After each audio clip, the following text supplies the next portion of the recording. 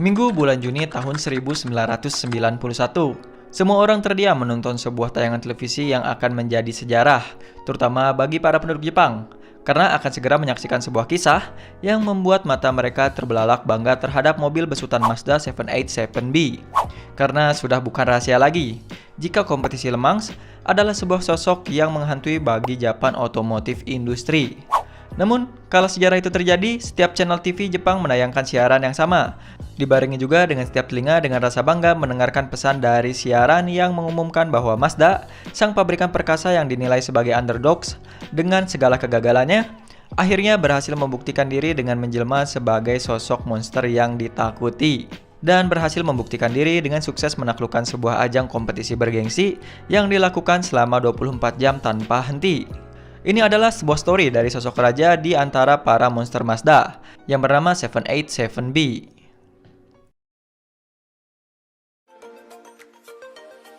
Sebelum kita lanjut, kita meminta tolong nih ke teman-teman semua yang gak keberatan untuk subscribe channel FTS Gadget yang hampir memenuhi persyaratan monetisasi.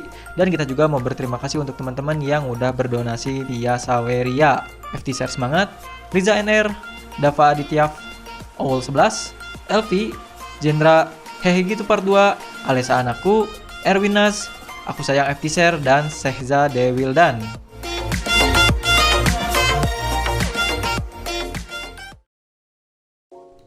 "24 jam balapan Le Mans yang sudah sangat dianggap sebagai balapan paling menantang sepanjang sejarah otomotif Jepang.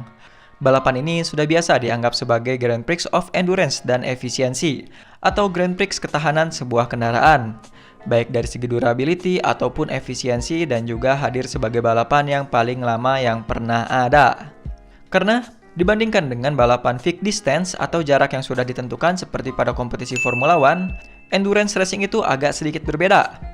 Karena pemenangnya bukan hanya dinilai dari seberapa cepat mobilnya ataupun waktu yang dibutuhkan untuk melakukan setiap putaran. Pada endurance race, balapan dilakukan dengan jarak yang sangat-sangat jauh berdasarkan waktu yang sudah ditentukan. Karena pada 24 Hours of Le Mans, pembalap dan tim dipush habis-habisan agar dapat menghasilkan perjalanan yang sangat jauh yang bisa diraih dengan durasi waktu 24 jam tersebut. Dan karena hal tersebutlah, balapan ini menjadi balapan yang sangat unik karena setiap mobil membutuhkan 3 pembalap yang berbeda. Mengingat, balapan ini tidak mungkin dilakukan oleh hanya satu orang pembalap saja. Dan oleh alasan itu jugalah 24 Hour of Le Mans merupakan balapan yang dianggap paling sulit namun tetap disukai oleh pabrikan.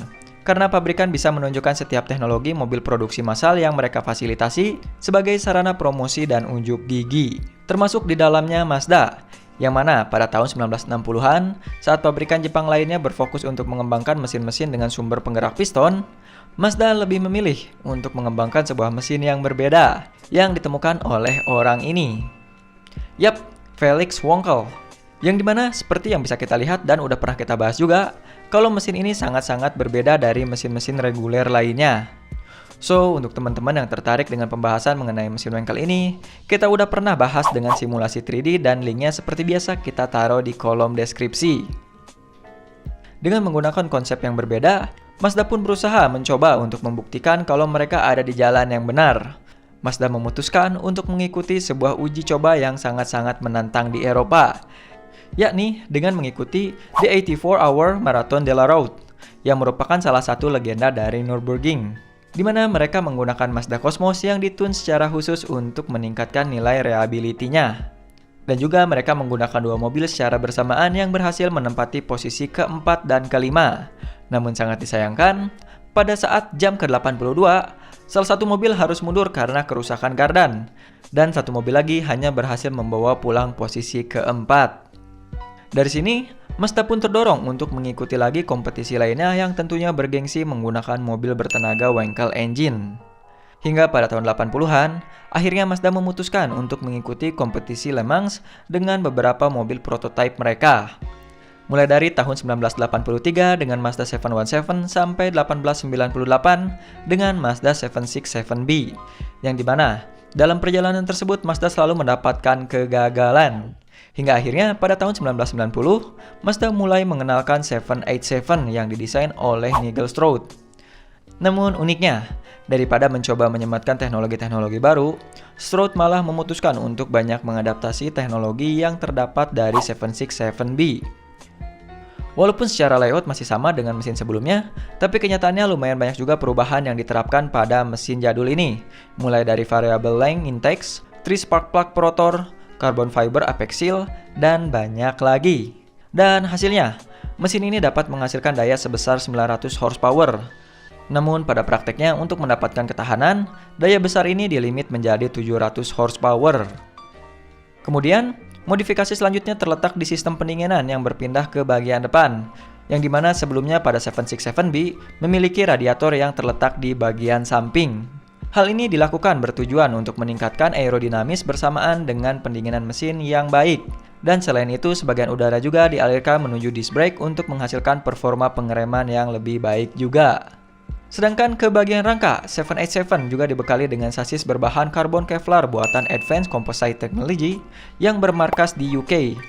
Dan cerita berlanjut ketika bagian bodi selesai, part-part tersebut akhirnya dikirim kembali ke Jepang untuk diassemble. Dan tidak lama dari sana, mobil ini pun langsung dimasukkan ke All Japan Sport Prototype Championship yang berlangsung di Fuji Speedway pada bulan April. Dan tentunya menghasilkan pencapaian yang membanggakan. Karena pencapaian uji coba tersebut, cerita pun berlanjut pada tahun 1990 di 24 Hour of Le Mans. Mazda memasukkan kembali 3 mobilnya yang terdiri dari 2 unit 787 dan juga 1 unit 767B. Namun sangat tidak beruntung pada saat kejuaraan berlangsung, 787 mengalami kendala di bagian pendinginan yang membuatnya harus berhenti dan mengundurkan diri, dan mobil ketiga 767B hanya finish di urutan ke-20 dari 30 peserta. Berbekal kekecewaan tersebut, akhirnya tim Mazda kembali lagi ke Jepang dan memulai kembali prepare untuk mobil selanjutnya di tahun selanjutnya.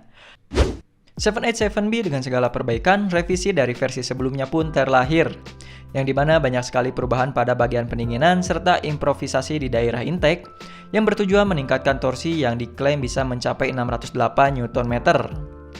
Torsi yang ditingkatkan ini memungkinkan juga 787B untuk mengimprovisasi bagian kaki-kaki dengan mengaplikasikan roda berdiameter lebih besar untuk meningkatkan kestabilan dan dibarengi juga dengan pengaplikasian karbon ceramic brake yang tentunya dapat meningkatkan performa pengereman. Dan tibalah saatnya untuk balas dendam. Mazda kembali lagi memasukkan 3 unit mobil mereka yang terdiri dari 2 787B dan juga 1 787 yang sudah diperbaiki juga di bagian pendinginannya. Namun sebelum balapan dimulai, Mazda langsung mendapatkan nasib buruk, di mana peraturan FIA di kala itu berubah.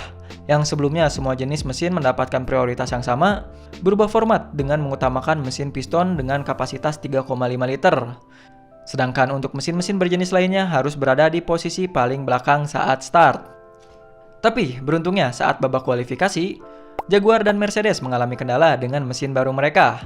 Hal ini menjadi peluang bagi Mazda untuk mendapatkan posisi kualifikasi yang bagus, yakni posisi ke-12, 17, dan juga 24. Namun lagi-lagi karena perubahan peraturan tadi, maka posisi start mereka digeser menjadi posisi ke-19, 23, dan 30.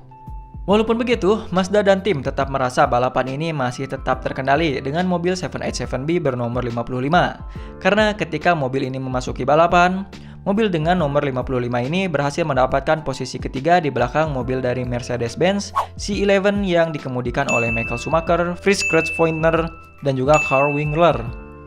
Tapi tidak seperti sebelumnya, jika Mazda mengalami kemalangan, kini Mazda disambut oleh keberuntungan. Yang mana ketika balapan sudah berlangsung selama 24 jam, C11 terpaksa masuk ke pit karena mengalami masalah mesin. Dan pada pit stop terakhir yang seharusnya ada pergantian pembalap, Herbert meminta untuk tetap mengemudikan mobil tersebut dan membawa 787B melewati garis finish pertama kali sebagai juara. Di akhir lomba, Herbert mengalami kelelahan dan dehidrasi sehingga ia tidak bisa ikut naik podium bersama Weidler dan juga Gachot. Dan setelah itu sangat disayangkan juga, setelah menjadi juara, panitia melarang penggunaan mesin rotari yang digunakan 787B di musim selanjutnya. Dan di balik kontroversi pelarangan yang terjadi, kini Mazda 787B mendapat posisi terhormat sebagai legenda pabrikan asal Hiroshima dan mendapat singgasana istimewa di Museum Mazda. Dan tentunya tetap menjadi sebuah mahakarya legendari hingga saat ini. Oke, kita rasa cukup untuk informasi yang kita bisa berikan di video kali ini. Seperti biasa, jangan ragu untuk berdiskusi. Saya Muhammad Karir undur diri, see you in the following videos and thanks for watching.